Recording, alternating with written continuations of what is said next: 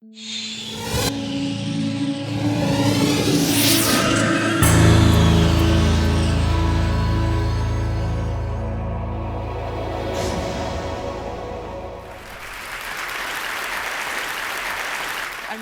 speaking to you about what I call the mesh. It's essentially a fundamental shift in our relationship with stuff, with the things in our lives. And it's starting to look at not always and not for everything, but in certain moments of time, access to certain kinds of goods and service will trump ownership of them. And so it's the pursuit of better things easily shared. And we come from a long tradition of sharing. We've shared transportation, we've shared wine and food and other sorts of fabulous experiences in coffee bars in Amsterdam. We've also shared other sorts of entertainment, sports arenas, public parks, concert halls, libraries, universities. All these things are share platforms, but sharing ultimately starts and ends with what I refer to as the mother of all share platforms. And as I think about the mesh and I think about, well, what's driving it and how come it's happening now, I think there's a number of vectors that I want to give you as background. One is the recession, that the recession has caused us to rethink our relationship with the things in our lives relative to the value. So starting to align the value with the true cost. Secondly, population growth and density into cities. More people, smaller spaces, less stuff. Climate change. We're trying to reduce the stress in our personal lives and in our communities and on the planet. Also, there's been this recent distrust of big brands, global big brands, in a bunch of different industries. And that's created a kind of opening. Research is showing here in the States and in Canada and Western Europe that most of us are much more open to local companies or brands that maybe we haven't heard of, whereas before, we went with sort of the big brands that we were sure we trusted. And last is that we're more connected now to more people on the planet than ever before, except for if you're sitting next to someone. The other thing that's worth considering is that we've made a huge investment over decades and decades, and tens of billions of dollars have gone into this investment that now is our inheritance. It's a physical infrastructure that allows us to get from point A to point B and move things that way. It's also web and mobile allow us to be connected and to create all kinds of platforms and systems. And the investment of those technologies and that infrastructure is really our inheritance. It allows us to engage in really new and interesting ways. And so for me, a mesh company, the classic mesh company, brings together these three things: our ability to connect to each other. Most of us are walking around with these mobile devices that are GPS-enabled and web-enabled, allows us to find each other and to find things in time and space. And third is that physical things are readable on a map, so restaurants, a variety of venues, but also with GPS and other technology like RFID, and it continues to expand beyond that, we can also track things that are moving, like a car, a taxi cab, a transit system, a box that's moving through time and space. And so that sets up for making access to goods and services more convenient and less costly in many cases than owning them. For example, I want to use Zipcar. How many people here have experienced car sharing or bike sharing? Wow, that's great. Okay, thank you. Basically, Zipcar is the largest car sharing company in the world. They did not invent car sharing. Car sharing was actually invented in Europe. One of the founders went to Switzerland, saw it implemented someplace, said, wow, that looks really cool. I think we could do that in Cambridge. Brought it to Cambridge, and they started, two women, Robin Chase being the other person who started. Zipcar got some really important things right. First, they really understood that a brand is a voice and a product is a souvenir. And so they were very clever about the way that they packaged car sharing. They made it sexy. They made it fresh. They made it aspirational. If you were a member of the club, when you're a member of a club, you're the Zipster. Cars they picked didn't look like ex-cop cars that were, hollowed out or something. They picked these sexy cars, they targeted to universities, they made sure that the demographic for who they were targeting and the car was all matching. It was a very nice experience, and the cars were clean and reliable, and it all worked. And so from a branding perspective, they got a lot right. But they understood fundamentally that they are not a car company. They understand that they're an information company. Because when we buy a car, we go to the dealer once, we have an interaction, and we're ciao, usually as quickly as possible. But when you're sharing a car and you have a car share service, you might use an EV to commute, you get a truck because you're doing a home project. When you pick your aunt up at the airport, you get a sedan. And you're going to the mountains to ski, you get different accessories put on the car for doing that sort of thing.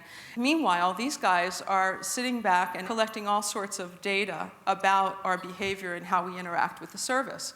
And so it's not only an option for them, but I believe it's an imperative for Zipcar and other mesh companies to actually, just wow us, to be like a concierge service, because we give them so much information, and they are entitled to really see how it is that we're moving. They're in really good shape to anticipate what we're going to want next.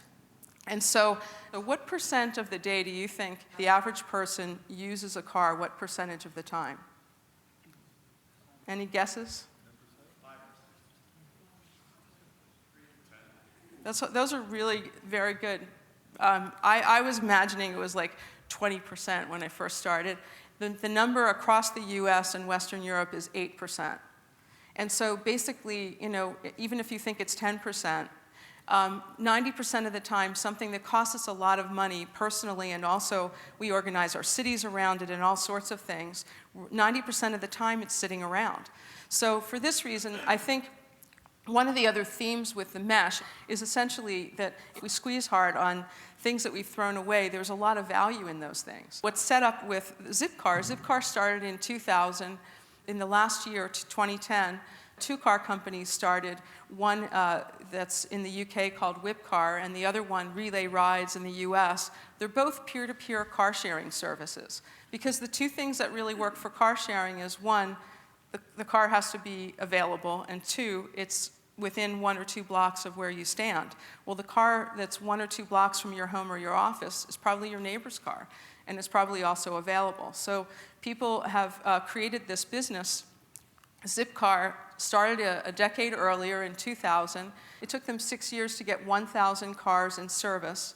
Wipcar, which started April of last year, it took them 6 months to get 1,000 cars in the service. So really interesting. People are making anywhere between $200 and $700 a month, letting their neighbors use their car when they're not using it. So it's like vacation rentals for cars.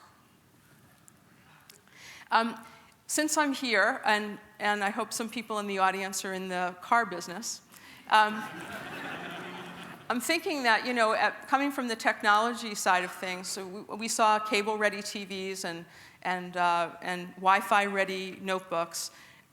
It would be really great if any minute now you guys could start rolling share-ready cars off, because it just creates more flexibility. It allows us as owners to just have other options, and I think we're going there anyway. The opportunity and the challenge with mesh businesses, and those are businesses like Zipcar or Netflix that are full mesh businesses, or other ones where you have a lot of the car companies that are the car manufacturers who are beginning to offer their own car share services, as well as a second flanker brand, or as really a test, I think, is to make sharing irresistible. We have experiences in our lives of certainly when sharing has been irresistible. It's just how do we make that recurrent and scale it? We know also, because we're connected in social networks, that it's easy to create delight in one little place. It's contagious because we're all connected to each other. So if I have a terrific experience and I tweet it, or I tell 5 people standing next to me, news travels. The opposite, as we know, is also true, often more true. So here we have Ludo Truck, which is in LA, doing the things that gourmet food trucks do, and they've gathered quite a following.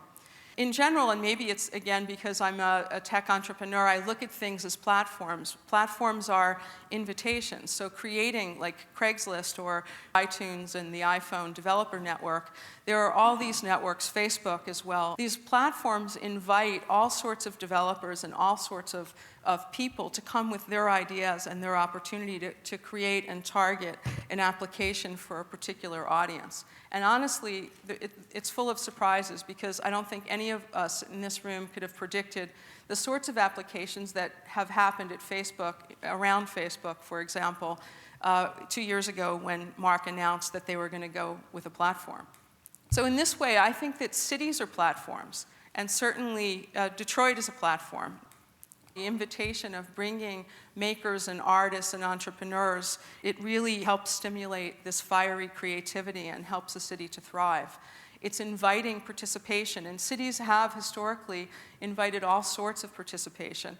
Now we're saying that there's other options as well. So for example, city departments can open up transit data. Google has made available transit data API, and so there's about 7 or 8 cities already in the US that have provided the transit data, and different developers are building applications. So I was having a coffee in Portland, and I'm half of a latte in, and the little board in the cafe all of a sudden starts showing me that the next bus is coming in 3 minutes and the train is coming in 16 minutes. And so it's reliable, real data that's right in my face where I am, so I can finish the latte. There's this fabulous opportunity. We have across the US now about 21% of vacant commercial and industrial space. That space is not vital. The areas around it lack vitality and vibrancy and engagement. There's this thing, how many people here have heard of pop-up stores or pop-up shops? Oh, great. So I'm a big fan of this, and this is a very meshy thing. Essentially, there are all sorts of, restaurants in Oakland, near where I live, there's a pop-up general store every 3 weeks, and they do a fantastic job of making a very social event happening for foodies, super fun, and it happens in a very transitional neighborhood. Subsequent to that, after it's been going for about a year now, they actually started to lease and create and extend an area that was sort of edgy, artsy, is now starting to become much cooler and engage a lot more people. So this is an example. The Crafty Fox is this woman who's into crafts, and she does these pop-up crafts fairs around London. But these sorts of things are happening in many different environments. From my perspective, one of the things that pop-up stores do is create perishability and urgency. It creates 2 of the favorite words of any business person: sold out. And the opportunity to really focus trust and attention is a wonderful thing.